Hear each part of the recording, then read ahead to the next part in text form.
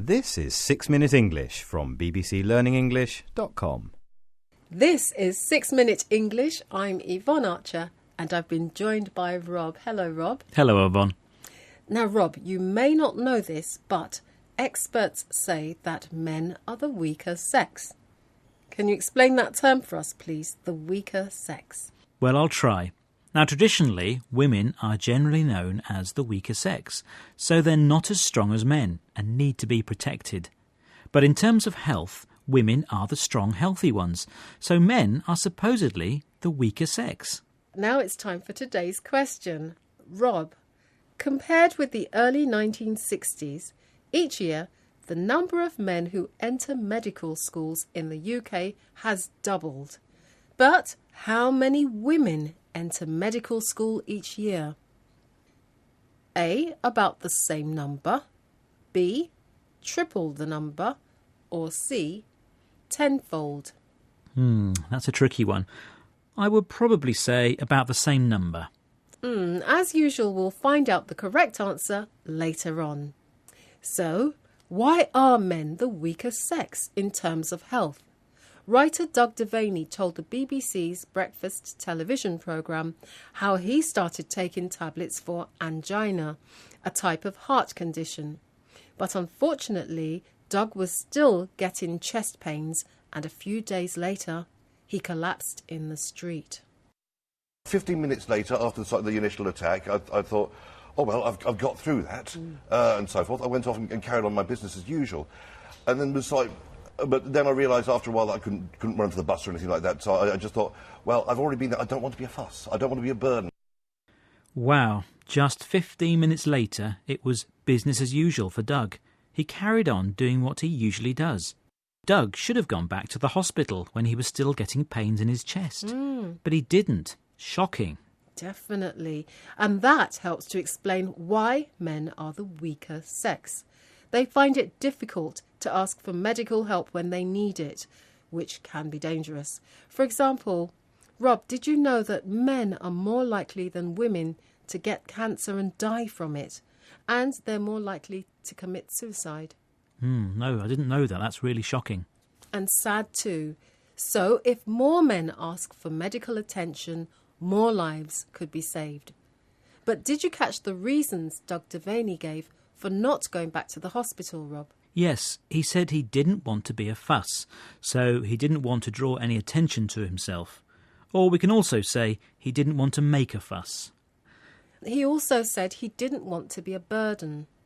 No, he didn't want to be a nuisance, a bother, to use up anyone's time and make them feel like they were responsible for looking after him. Doug didn't want to be a burden. Of course, doctors are there to look after us. We're not a burden to them, even if, like men, many of our illnesses are caused by lifestyle choices. Rob, what are lifestyle choices? Well, these are things that we choose to do in life, such as drinking and smoking too much. An unhealthy diet maybe, or not getting enough exercise. Those are all lifestyle choices. Now, as men tend to work more hours than women, it can be more difficult or harder for them to ask for the help they need and get to doctor's appointments.